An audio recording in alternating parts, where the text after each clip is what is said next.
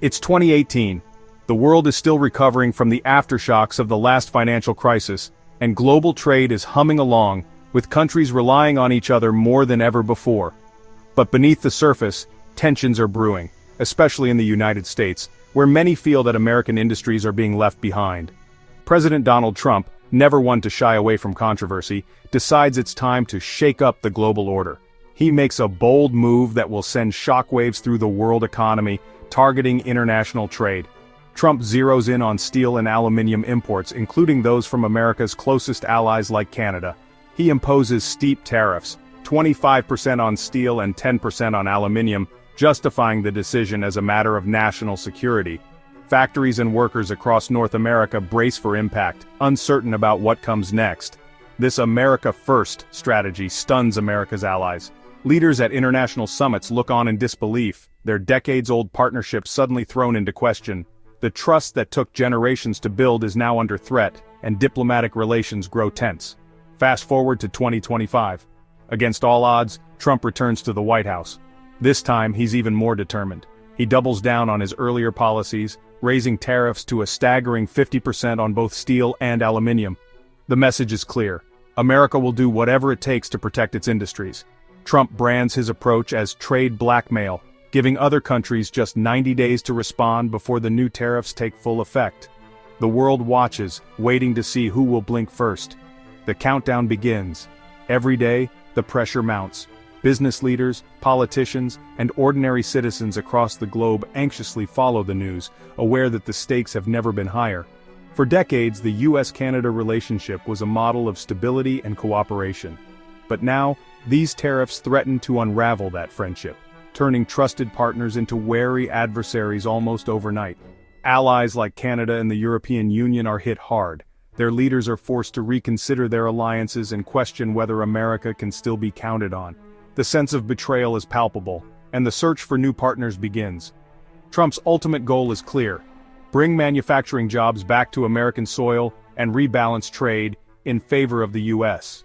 He believes that tough action is the only way to restore American industry to its former glory. But this economic shock doesn't happen in a vacuum. The ripple effects are felt in boardrooms, factories, and households around the world. Markets react, and uncertainty spreads. Other countries scramble to protect their interests. Emergency meetings are called, alliances are tested, and new strategies are drawn up. The global balance of power is shifting before our eyes.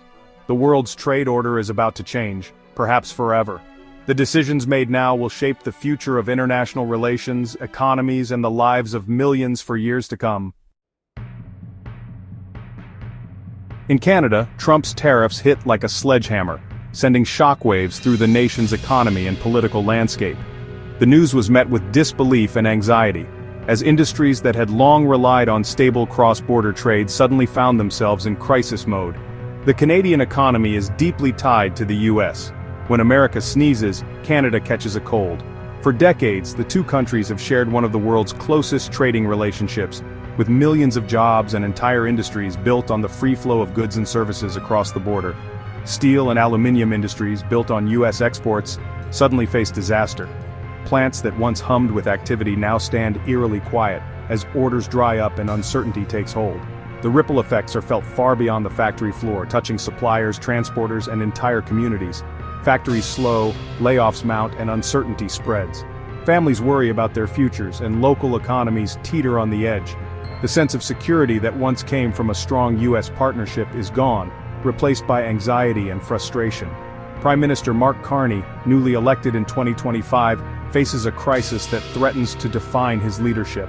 He's forced to act quickly, balancing the need for immediate relief with the challenge of charting a new course for Canada's future. The US rhetoric grows hostile, with some voices even suggesting annexation. The political climate becomes charged, and Canadians feel the pressure of being caught in the crossfire of a much larger neighbor's domestic battles. Canadian businesses can't plan or invest. The future is a question mark. Boardrooms are filled with uncertainty, and entrepreneurs who once looked south for opportunity now wonder if they need to look elsewhere to survive. The old strategy of relying on the US is dead. Decades of economic policy are suddenly obsolete, and the country must rethink its place in the world. The realization is sobering but also sparks a sense of urgency. Ottawa realizes it must fight back and diversify. Leaders gather to brainstorm new strategies, seeking partners beyond North America and exploring untapped markets that could offer a lifeline. The tariffs become a wake-up call, forcing Canada to look for new partners. The search is urgent, as every day of delay means more lost jobs and shuttered businesses. Instead of folding, Canada starts searching for a way out. Business delegations are dispatched to Europe and Asia, and new trade deals are explored with a sense of determination and hope. The country is cornered, but determined to find a more stable future. Canadians rally together, drawing on their resilience and resourcefulness to weather the storm and chart a new path forward. The hunt for new alliances begins, as Canada steps onto the world stage with renewed purpose, ready to redefine its destiny in a rapidly changing global landscape. With the US relationship in tatters, Canada looks east to Europe. The collapse of trust with its largest trading partner leaves Canada at a crossroads, searching for new alliances and opportunities. In the face of uncertainty, Canadian leaders realize that turning to Europe is not just a choice but a necessity for economic survival and future growth. The tool for this pivot is CETA, the Comprehensive Economic and Trade Agreement with the European Union. Provisionally enforced since 2017, CETA is one of the world's most ambitious free trade deals, eliminating tariffs on most goods and opening up new sectors for investment and cooperation. It's a framework designed to foster not just trade, but deeper economic integration and mutual prosperity. Suddenly, CETA becomes Canada's economic lifeline, offering access to a vast, stable market of over 500 million consumers. Canadian businesses, from small startups to major exporters, now have a direct route to Europe's diverse economies, bypassing the volatility of the US market. Prime Minister Carney seizes the moment, pushing hard to deepen ties with the EU. He leads trade missions, negotiates new agreements, and champions the cause of diversification, determined to ensure Canada is never again so dependent on a single partner. The results are immediate and dramatic. Canadian exports to Europe surge, especially in metals, agriculture, and technology. Factories ramp up production, farmers find new buyers, and tech firms land contracts with European partners eager for innovation. Producers across Canada discover new customers in Germany, France, and the Netherlands. Trade fairs buzz with activity as Canadian and European companies forge new relationships, and shipping routes shift to serve these growing markets. This strategic shift cushions the blow from US tariffs and reduces Canada's vulnerability to political shocks. Workers breathe a sigh of relief as jobs are saved and new opportunities emerge, thanks to the European connection. But the partnership is about more than just trade. It's built on shared values, democracy, cooperation, and a commitment to a rules-based international order. Canada and the EU find common ground on issues from human rights to sustainable development. As the US turns inward, Canada and the EU grow closer, collaborating on everything from climate action to digital policy. Together, they champion global solutions and set new standards for international cooperation. In this new era, CETA becomes the foundation for a powerful partnership, one that not only secures Canada's economic future, but also strengthens its voice on the world stage. The idea of Canada joining the EU was once a joke. Now, it's serious talk. As US-Canada relations sour, the CanEU concept gains traction. In January 2025, German politician Sigmar Gabriel publicly suggests inviting Canada to join the EU. German MEP Joachim Street launches a campaign, highlighting Canada's energy resources and shared values. Canadian public opinion shifts. A February poll shows 44% open to exploring EU membership. The movement gains momentum, moving from fringe to mainstream. In April, Street formally asks the European Parliament to study the idea, even proposing exchange programs for officials. The question, could the EU's rules be changed to admit Canada? What started as a fantasy is now a real political project. The CanEU movement is officially on the table. Trump's trade war doesn't just hurt Canada, it backfires at home and ripples worldwide. US manufacturers, reliant on Canadian metals, face soaring costs. Companies either eat the losses or raise prices. Optimism plummets. Procter & Gamble slashes 7,000 jobs. Car prices rise for Americans. The tariffs, meant to protect, start to feel like self-inflicted wounds. Europe suffers too. Germany's exports to the US drop over 10%, industrial output falls. The global supply chain is disrupted, growth slows on both sides of the Atlantic. The lesson in a connected world: trade wars hurt everyone. Economic pain unites Canada and the EU, pushing them closer together. They find common cause in resisting a policy that benefits no one. The world's economic map is being redrawn.